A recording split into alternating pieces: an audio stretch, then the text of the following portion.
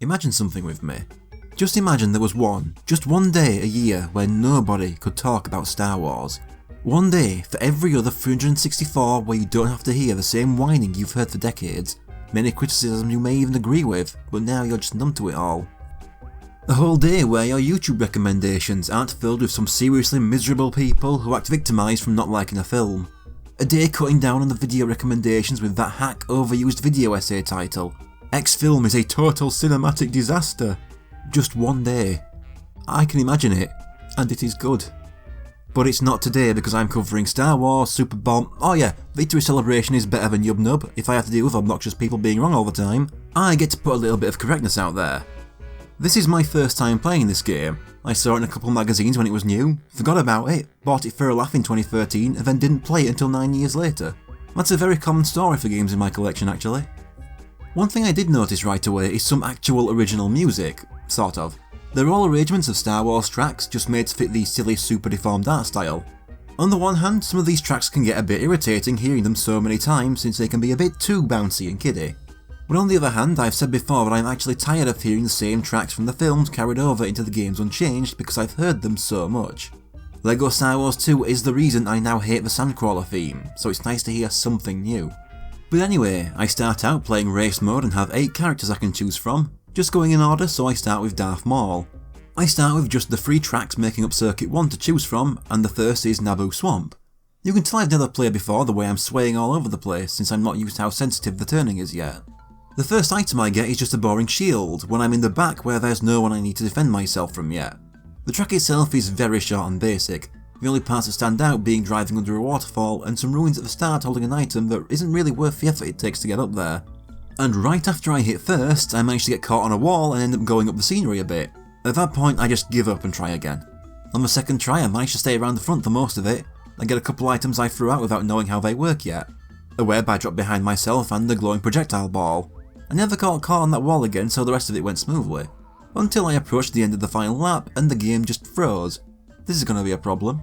Hope it doesn't happen again. So I reset the game and try Circuit mode, which has me go through all 3 tracks like a Mario Kart Grand Prix. But I only come in second because Jar Jar somehow got so far in front he was lapping other racers. That can happen as well, one AI racer suddenly becoming God. He finished 15 seconds before anyone else. That leaves me in second with 20 points and Jar Jar in front with 30. As long as I win the circuit overall, it's fine. For a first track, it's fine.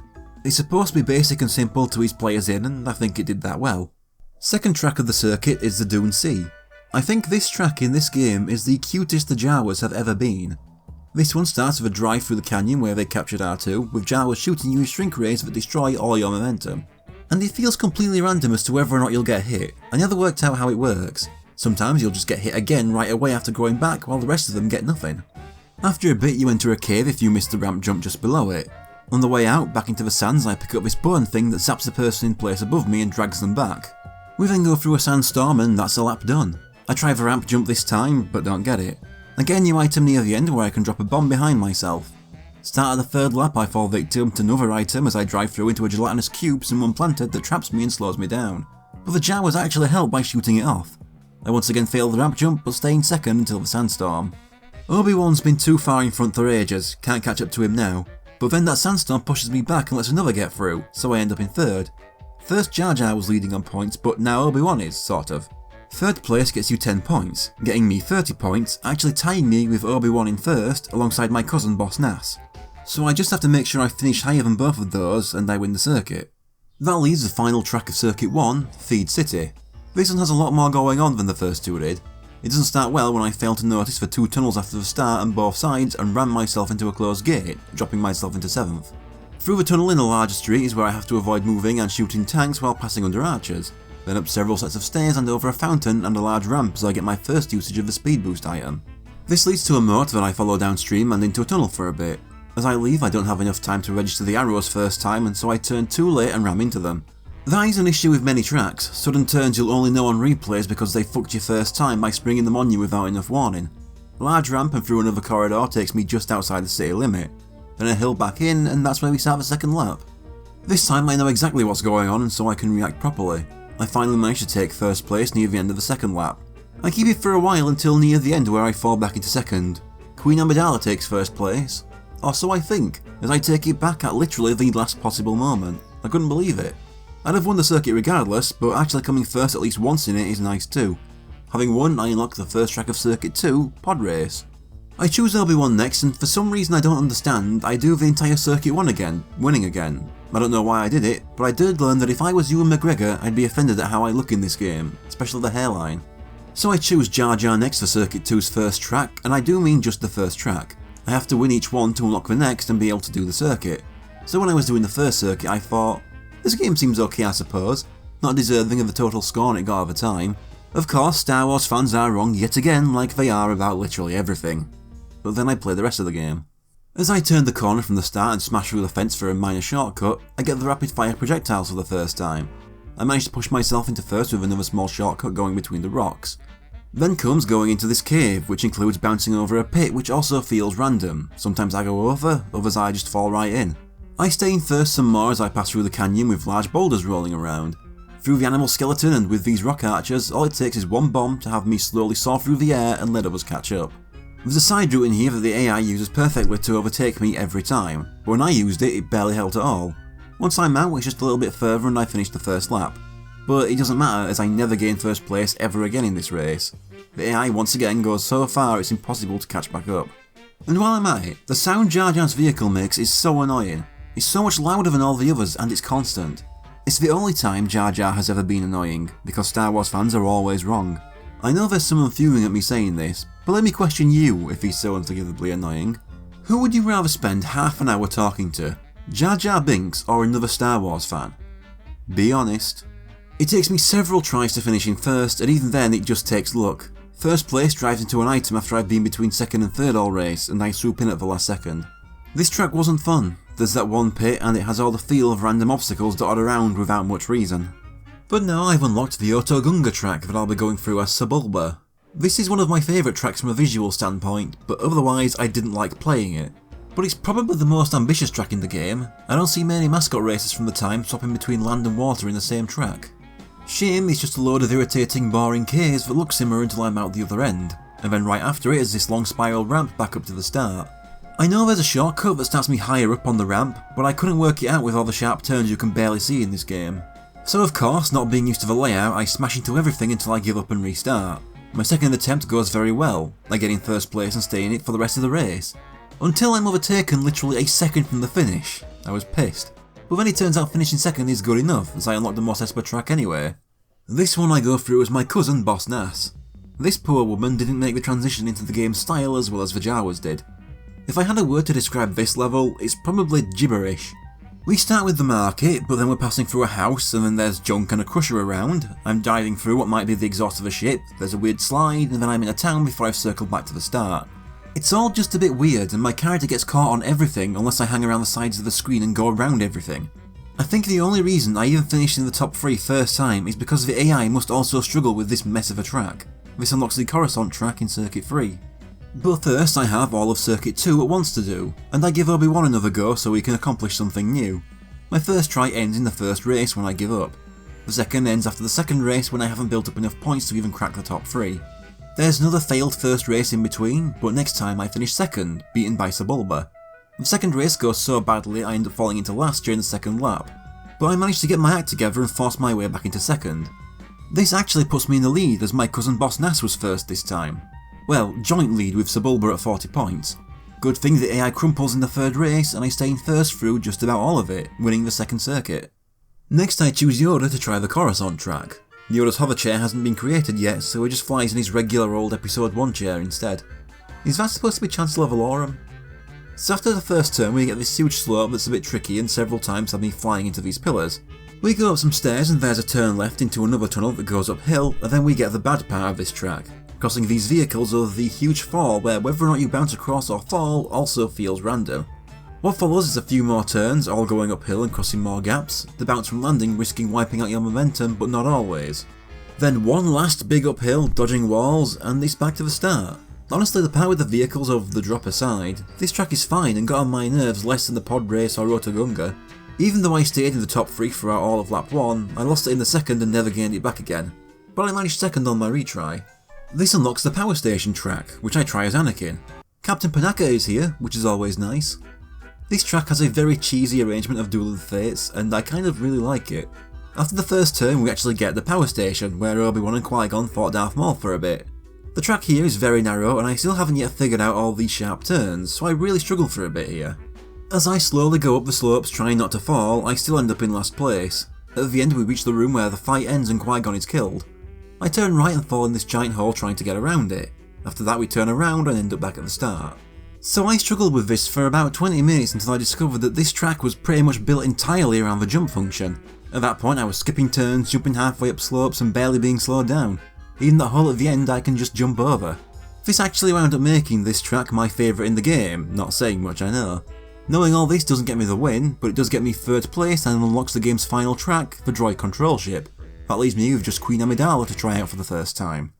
At the start of this one we get to see Nute Gunray and the other one doing a little dance. I'm not putting in the effort to remind myself of his name, not for this game. The track starts with having to weave past various bits of machinery until you enter a tunnel. Then the slowly spinning fan stops you in your tracks and everyone else passes by. Through another vent, flying over what might be engine and out into a red hot room. Then dodging crates and droids until we end up out in space and it controls like we're underwater again. And after that it's another lap. This one has some of the same issues as Mos Espa, where it feels like shit is just strewn everywhere with little reason, just to a lesser extent. I prefer this one over that one in terms of design, but like Mos Espa more for the fact it screws over the AI and lets me win easier, which is what truly matters as we all know. I fall too far back and start the race again, but next time I'm more consistent and finish in 3rd. At this point I realise I never needed to win the final race on its own, the full 3rd circuit was already unlocked, so I go for that next. Starting with Coruscant, I stay in 1st through a vast majority of the race and win it, but after spending most of the 2nd race in 1st, I get too cocky with my jumps and drive myself off an edge and down into last, only managing to get back up to 4th. This leaves me 19 points behind Amidala, who came 2nd in the 1st race and 1st in the 2nd. The last one goes badly and I finish in 5th. On my 2nd attempt I do really well until I rage quit after Amidala not only drags me backwards, but backwards into a pit, and I decide it's just not happening and start again. 3rd attempt I finish Coruscant in 2nd. For the power station I start off pretty far behind but quickly take 1st and keep hold of it until the end. That puts me in the lead by 20 points. As long as I finish above Yoda I'll be fine, and I achieve that in the most unexpected way. I'm in 3rd, close to the end, but then I use a speed boost that sends me out of bounds, but as part of the animation I cross the finish line, stealing 1st at the last second and getting myself the gold. That just leaves the newly unlocked Galaxy Circuit, where I have to race all 9 tracks back to back. This takes many attempts as just about everything that already went wrong before on these tracks goes wrong once again, so let's skip to the successful attempt. 1st on the 1st track easily, but then 3rd on the 2nd, but I stay in the lead by 10 points. 3rd race has me take 1st back, but then the 4th, being the arsehole track it is, has me finishing in 4th. It's not too big a loss as everyone else has been all over the rankings as well and the points are split enough that I'm leading by 41, and so when I finish 1st in Otoh Gunga I'm 51 points in front. Finishing 1st at Mos Espa has me 81 points in the lead, so when I finish 1st on Coruscant I'm 101 points in the lead, which makes it impossible to fall in the rankings with just 2 races left and a maximum of 60 points left to win. So I just chill, getting 4th and then 2nd. With Galaxy Circuit 1 I unlock Mirror Mode and a new character, Darth Vader. There he is, sticking himself in the middle of a select screen, the attention-seeking bastard. So with everything in Mirror unlocked from the start, I just go with the circuits. In Circuit 1, I finish 2nd, then 2nd again on the 2nd race, getting me the lead by 10 points, and I dominate the final race, staying in 1st the entire time. But while Darth Vader makes for a fitting reward after the game being entirely Episode 1 based, he's not the only secret character. Pressing square, circle, triangle and square on the main menu turns whatever character I select into Boba Fett. I thought my cousin Boss Nass took up a lot of screen space, but the front-facing Slave 1 is also a competitor. It must be good as on the 2nd circuit I actually finished 2nd in the pod race, then I finished 3rd in the next. I am 1 point behind Anakin and tied with Boss Nass. So I have to place above both in the last one. And I do. I take 1st place during the 2nd lap and never lose it, winning Mirror Circuit 2. Pressing circle square on the main menu turns my racer into one of the AATs, which is what I use for Mirror Circuit 3. Seems pretty speedy but can't jump for shit. While I was fed up with this game and wanted to be done by this point, I can at least appreciate the variety in unlockable characters. Vader and Boba Fett are no-brainers, but adding just a tank alongside them is a novel choice as well. With the insane speed of this thing, I easily finish the first 2 tracks in 2nd, but the handling lets me down on the droid ship and I can only manage 3rd. I still win the circuit overall though. That just leaves the reverse Galaxy Circuit, and pressing L1, R1, L2, R2 turns all the races into a Naboo Cardu. Okay, I have no recollection of what these things are or why they're running on a rocket surfboard treadmill. And it goes really well. I'm 68 points in the lead by the time we reach Coruscant, but then as I'm going through it, that. I certainly was not pleased to see that. But at the same time, my little brother was watching, and I don't swear around kids, so I couldn't say my true feelings out loud. I'm not going through the rest, but it takes a further 2 attempts to win the Mirror Galaxy circuit. Up, right, down, left and select turns all the races into sharks. Once again, no idea. This time I have the arena mode to complete, which I only start with 2 available arenas. First I go with the Naboo battlefield, the site of the battle between the Gungans and droids. This is basically the battle mode from Mario Kart, but in this case your health is shown with this bar on the left with all characters where they drop as they get hit until they're defeated.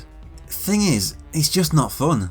I don't know if it's the way the characters control or the size of the arenas, but everything feels off. In the end I felt the best way to win was to drive in a loop firing off whatever I had at anyone who came near. It was more effective than trying to play properly. I win on my second try and go for the next arena, the Jedi Temple. This one feels like a version of Mario Kart 64's Block Fort or Double Decker with less vertical space. It takes me 3 attempts to win this one. Winning unlocks the Great Pit of Carkoon. This one is mostly empty space with the Sarlacc in the middle and this one rock I can drive up and fly off for an item. Boring. The skiffs are around carrying items but there's no point. Fly up the rock for an item, shoot and go back up. As I said, going in circles works best. Still takes me 4 tries to win though.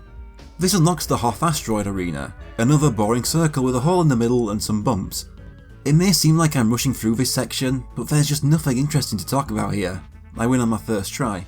That just leaves the arena circuit where I have to try and win all 4 arenas in a row.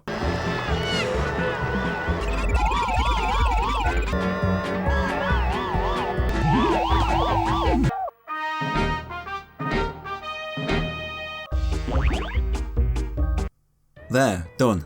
Oh wait, there's also the Space Freighter Arena unlocked with L1, R1, select and circle. This is just awful. A massive open space with free flight. It's fucking impossible to find anybody, let alone hit them when they can move literally anywhere. The worst one. But there, I'm done with this game. This is annoying. Playing the first circuit I was like, this isn't good, but it's not awful. Just another case of hyperbolic Star Wars fans being wrong about everything. And then I played the rest of it, and you have no idea how much I hate agreeing with Star Wars fans. I think this game is actually a good idea, a more laid back, cute up Star Wars mascot racer with the Mario Kart feel, to appeal to those who want a racing game but aren't into the Wipeout or F-Zero style that Episode 1 Racer goes for. And The Phantom Menace is the perfect film to base it on. It has all the diverse locations and silly characters that suit the game's mood. I have no qualms with the selection of tracks or its characters, just the fact that most of it feels awful to play. Although I will say that Qui-Gon simply not being in the game at all is a little weird. I don't even think he makes a cameo on the tracks. This is definitely the worst of the 3 Star Wars games I've covered so far. But you know what's bad? It's still not the worst Star Wars game I've ever played. What a waste of potential. I'd say they should have another go at a game like this, but Star Wars fans are so up their own anus as they'd never let anyone get away with trying to make one. Victory Celebration is better than Yub Nub.